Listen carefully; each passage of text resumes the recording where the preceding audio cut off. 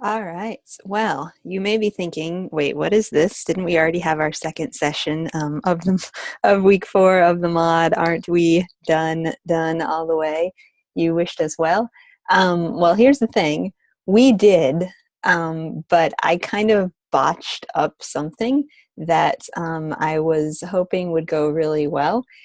And so, because I kind of botched it up in the week 4 session, which if you watched session 2, you probably know exactly what I'm talking about because you're like, what was that? Um, what was that chaos that just happened? Yeah, so it happened, and I kind of wanted to do something to make it a little bit better because I think it was a great idea what I was going to do, what I was going to show you, how I was going to explain it. But I will be the first to admit that it didn't quite work as I planned. So, because we are designers, because we know the iterative process of design and life in general, we know that we don't do something wrong and then say, oh, well, it's done, it's over. We say, oh, no, that wasn't as good as it could be. Let me just try it one more time, and I think we can nail it. So, this is just like, 15, 20-minute video. Nothing big, so don't think, oh my gosh, another 2 hours of listening to this girl. No, not that. Just a quick kind of peek at what I wanted to do and what didn't work, and now it will work this time around. So basically what I was thinking is that when we were talking about kind of alignment across a whole bunch of different pieces, kind of consistency in a visual manner, consistency from kind of a brand standpoint and communication standpoint. I wanted to show you all some examples of stuff that students in previous versions of this course have done and then have uploaded onto Behance. And the issue I had in the session was that I didn't have the students' names, and I was just trying to search Cloud Sunbeam, and we won't relive it, but it was kind of a nightmare. So the good news is I have the student names this time because apparently you can't search by Cloud Sunbeam and find things. So I'm going to just show you a couple different Behance portfolios, and these are students who are either still active or students who are who have recently graduated. And the value, I think, in looking at their portfolios is just to see kind of what students have done in the program, and just to kind of see, just kind of get inspired, see what the community of IU grads or soon-to-be grads is like, and also get a chance to see how they interpreted, here's this in particular, the assignment for this course, because the assignments stay fairly consistent, from year to year in the program. So it's kind of fun to see like what other people have done and kind of just how they're showing off their, how they're showing off themselves in many ways. So this is Emily Grill, and she's got lots of cool stuff. So definitely check out her Behance. Looks like she graduated in April 2017. Woohoo! Very cool. And here's her Cloud Sunbeam. So you can see here's her postcard. So there's the first one. This is what you guys are doing this week for week 4. And she added cloudsunbeam.net. Again, you can do that. You don't have to. So here's postcard. Here's folder. Pretty cool how she's showing it off. And you can see here, consistency is established through the background. So background, she's changing the color. Totally cool. Totally fine with that. But keeping the pattern, keeping the treatment of the type. I mean, she's splitting it, which is fine. And so, yeah, so super cool how that replicates and how you can kind of see it together. So very cool. Check that out. So that's Emily. Here's the next one. This is Eric Scott.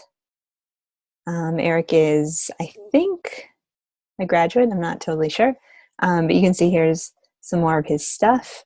And here is his Cloud Sunbeam.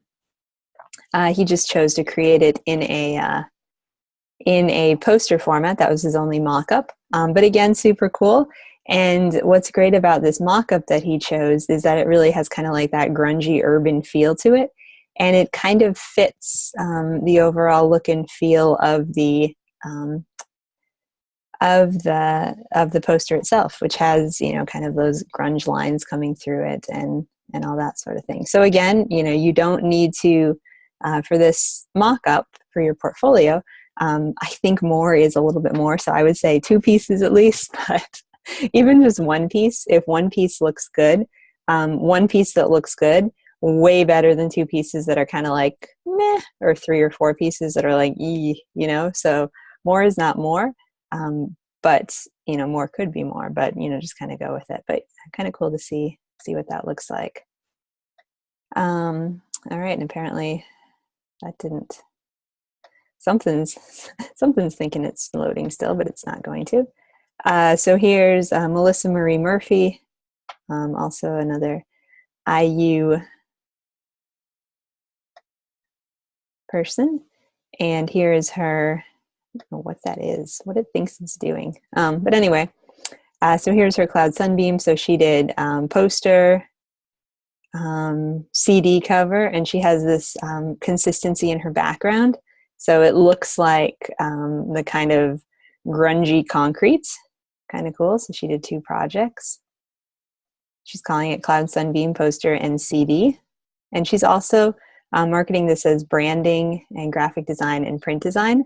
You guys can add that to your your indicators for this project, because you know, everybody did come up with essentially the brand, the look and feel of Cloud Sunbeam materials. So kind of cool. Okay, well, I guess we'll just close that down. Here's another one, Scotty Sorensen, soon to be graduates. And again, check out his portfolio, pretty cool. And here's his Cloud Sunbeam. He's got the CD cover, and then he's got the postcard. This is like a fold postcard, kind of an interesting arrangement. And then here's the the folder that he has. And then the poster kind of coming through that way. So do you have the poster? Oh no, start out with the CD. So yeah, so here's an example of kind of showing more pieces coming through as well. So you know, lots of cool stuff to figure out what you want, how you want it to look, what's a good thing to show off, and how to do it, and really to consider, you know, just what would make a statement when you see it from just from a portfolio standpoint. So when you're just seeing everything, you know, what's the thing that's going to, you know, be the eye-catching aspect. Okay, so those were 3 or 4 pieces, I guess, to potentially check out, and to just get you guys thinking, you know, about how your work could look in a portfolio quality. And then also, you know, what exactly you want to show off and how you want to show it, and just how you want to kind of walk people through what's going on. So I think it's very important to consider, you know, what the the retail, the street, the curbside appearance is of your portfolio when you just pull it up this way, because you want to get potential employers clicking on these links, kind of looking through, and you know, what's gonna be that hook that grabs them as well. So, all right, one more thing. Speaking of hooks, grabbing, and kind of exploring with other students, meeting other students, etc. I wanted to give a shout out to this resource, which you all may or may not be familiar with. I know that since most of you started a while ago, this is something that's a relatively new, kind of a relatively new thing that we have, and that is going to be the IUGA community. And so even if you're like, I'm super busy, I don't have time for anything, I would encourage you at some point to just come in here and check out this page. So this is really like our student center. This is like our student hangout space. This is kind of the epicenter for our clubs and which do you even know we had clubs? We do. Our clubs are extracurriculars, that sort of thing. And then it's also kind of the spot where we house all of our different resources for just things that are of interest, things that might help you find a job, things that might help you just learn design, and especially ways that you can connect with other students in the program. So it's kind of cool because we do have discussion forums. So if you click on here, you can jump in and ask questions, investigate. If you have questions on assignments, if you want to see other students' work, you can see your assignment 1 question. If you want to ask people, show and tell your work. All of these sorts of things are really good, and they're good resources, and they're great places just for you to kind of check out and leverage the community. You guys are kind of at the end of your program, so you actually have lots to offer the newbies. And then on the other side, there are people that are further ahead than you are. And so if you have questions about stuff or you just want to see work, this is a really good spot to do it because everybody can kind of connect here. So this is the GA community. The other cool thing, which I would definitely encourage you to do if you can, is the IU Graphic Arts Clubs. So we have, it's the GA Design Club is weeks 1 and 3. Coffee with Creatives is week 2, and then the AIGA student group is week 4. So if you are an AIGA member, you can be part of the student group. That's the one, this is the one group meeting that has kind of a participation gate to it, and that's that we are trying to limit it to members. But for the other 3 weeks, again, you can see here Mod 9, the topic was the road to self-employment. If you want to get paid for doing design, like who doesn't want that? We actually had a whole mod that we were kind of focusing on that. And starting next mod, that's going to continue. And we're going to talk about small projects you can do that then you could possibly post into sites and get paid for. Just ways to kind of gently enter the professional field and, just kind of get your feet wet. There are things that are totally manageable that you can still do as a student if you have time, and just really good ways to explore. And again, it's just a really good chance for you to build community with other people in the program. It's a chance for you to get some very good kind of one-to-one time with a lot of the amazing instructors, as well as Sean Childers Gray, who's one of the higher ups in the program, and just kind of get a lot of his wisdom as well. So every Wednesday at 5 p.m. Mountain Time, so that's 6 Central, 7 Eastern, or 4 Pacific, we have some sort of graphic arts student club. So it's definitely worth checking out if you can get into it. And the other thing too is that they are archives. And so if you wanted to go to one and you just couldn't, or you just can't for whatever reason, they're all here. So here's the archive of recordings. And so you can see what's happening here. So this was the road to self-employment, negotiations, invoices, project briefs, finding clients. So it's extremely practical stuff. And the cool thing is that you can participate to the extent that you want to. If you want to just kind of lurk and listen, that's fine. If you want to jump in all the way, that's even better. So kind of whatever your bandwidth and whatever your intentionality is, you can jump in there. So I would very much encourage you. I know everybody's like, I have a million things on my plate. I have no time. This is something that's important. This is something, if you make time for it, it will pay off in some capacity.